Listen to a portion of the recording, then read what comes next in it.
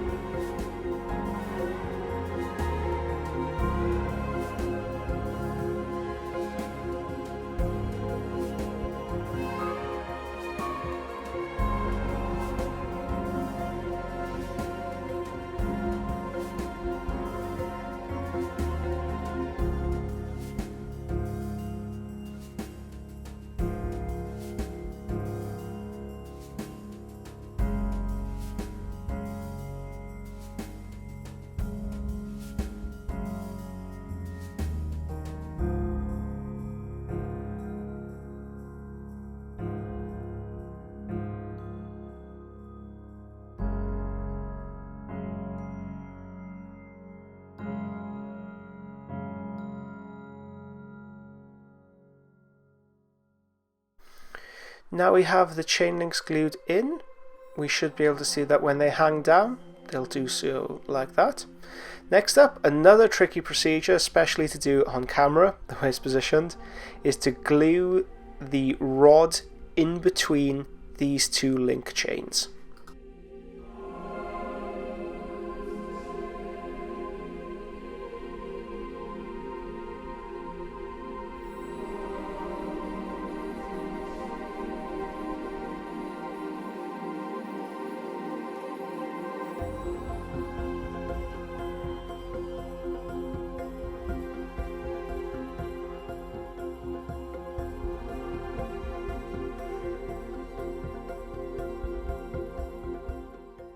So I'll struggle a lot with this trying to get it on camera. Essentially, I'm trying to add super glue onto the brass rod at the very end, and then having the link chain fall onto it naturally to create a somewhat level banner pole. So we're going to leave that glue. Once it has set, we will wrap the chain link around it, glue it on even some more, and then cut off any excess.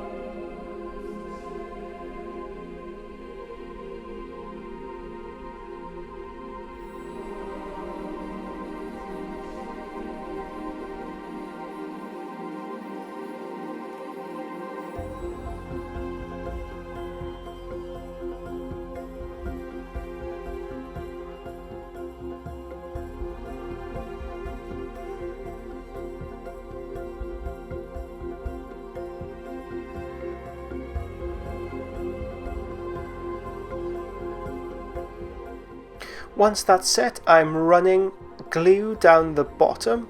Well, I'm running it down the entire chain link. In effect, I'm trying to get super glue in between every link. Now, this won't set immediately, and it won't look anywhere near as bulbous you may appreciate, you may initially think. It will dry in between these chain links, so it is important that you do add maybe 2 to 3 very thin layers.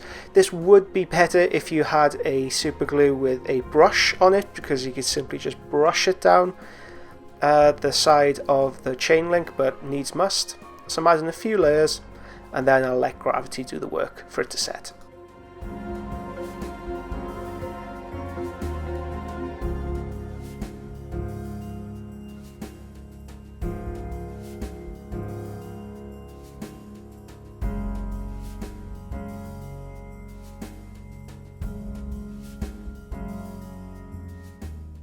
Next up, let's create the banner itself.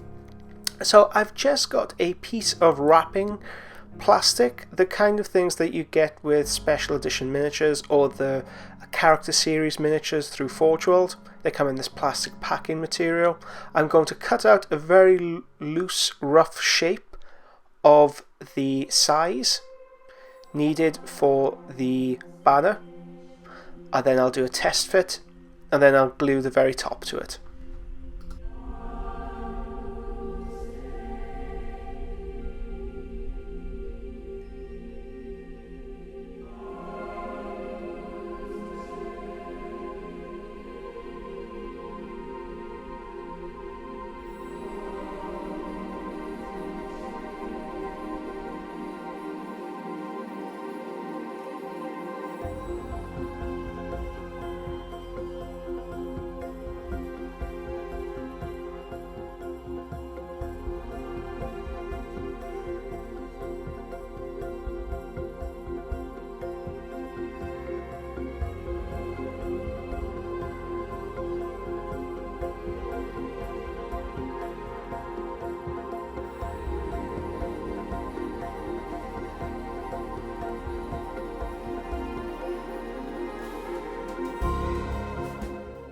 Once I have the rough size, I'm just adding, so this pen doesn't work obviously, but I'm trying to add a pointed bottom to it, so I'm just marking that out, again very roughly. I'll cut this out with a pair of scissors. And again, I'll do another dry fit to make sure it all balances up and all looks right.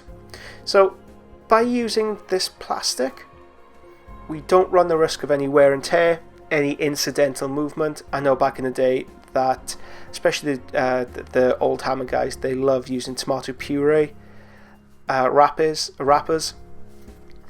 So tomato puree in this country, in the UK, it comes in like this tin foil, this metal foil. It's quite a thick foil, but again, it does run the risk of moving. I've used all sorts, tin, metal, but I've found that this plastic is by far and away the best material that you can use. In order to create any bend or flex, we will be heating it up with a hairdryer and bending it very, very quickly into the shape that we need it to be. And this offers practically a scratch resistant, because plastic doesn't really scratch up that much unless you really go to town on it. So it's a very hard wearing material that can be shaped and molded to your pleasure. And it's just a really nice material to work with, especially to create banners. Now, you don't need to use this technique on these kind of banners. Any of the previous works that you've seen of mine, more often than not, have this. They use this technique. So if I am creating a custom made banner, I will use this plastic every single time. And even on capes. So if you want to look at my custodies, each and every one of them has a formatted cape that I've created for them. And it uses this exact same technique.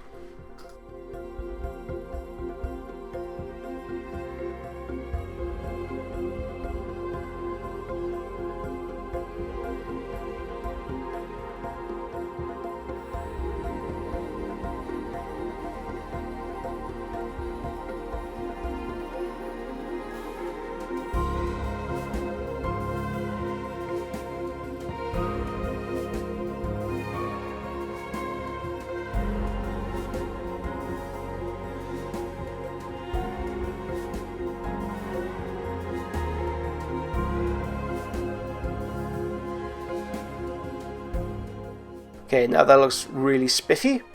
I will so this is a very simple banner. I have airbrushed a tonal layer of white, then I've gloss varnished, and then I've added decals on top. So using the Microsol Microset system to create a just a very simple design on there that I'll fill in with some blue, some Vallejo blue, to match the Legio color scheme.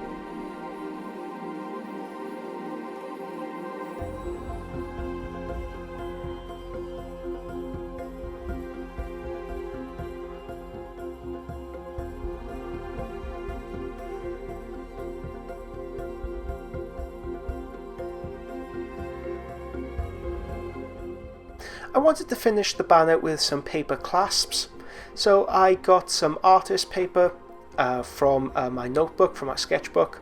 I'm just measuring out and cutting out very thin clasps, which I will then soak in water and PVA glue until it is malleable, and then I'll place it on top of the banner, overlapping it to make sure that there's a stronger connection and to make it actually look like it's hanging on there rather than being super glued on.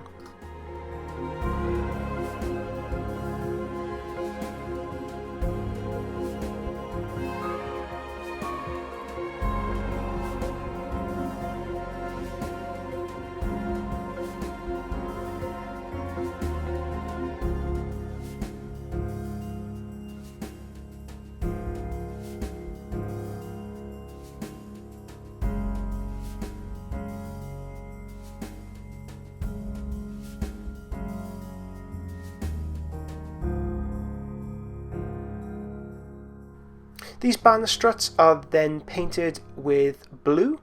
So this is blue from the Vallejo model air range, again to match up.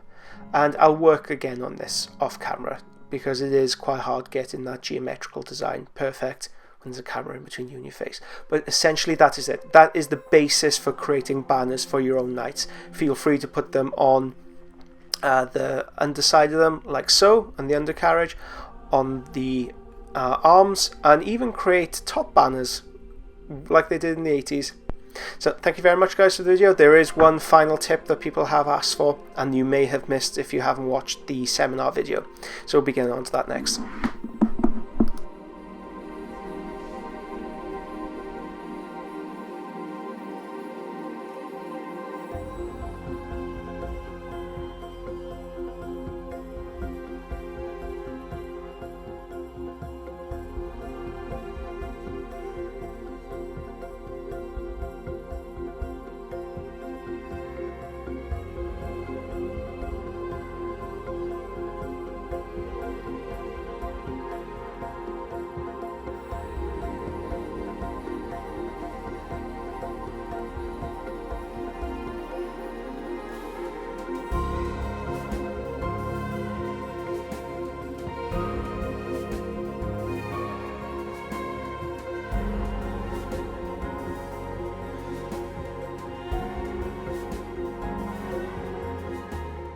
Now when it comes to creating those tiny little squares, especially for your knights, it can be hell.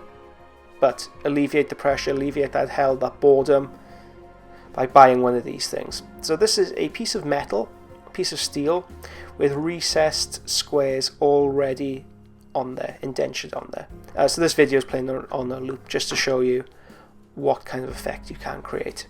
Use a very sharp blade for this, sharper the better, and you'll be able to cut out hundreds of squares in no time flat. So this particular tool, it does come with various sizes of squares, triangles, various different shapes. I will include a link in the description. I got this from Alibaba, so the Chinese eBay.